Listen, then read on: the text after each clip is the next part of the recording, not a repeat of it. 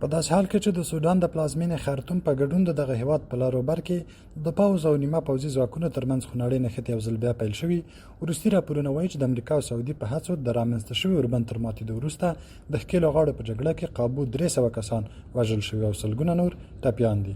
عربي 21 خبري اژانس په سودان کې د خپل خبريال له قوله خبر ورکړی چې ډېره مرګ ژوبله پلازمینه خرطوم کې اوښتې. د سخت جګړې له امله خلک د خپلو خپلوانو مړي نشي ښخولی. د جګړې له امله روغتیایي خدمات په ټپه درېدلي او د ټپیانو درملنې ته رسیدګي نشي کېدی.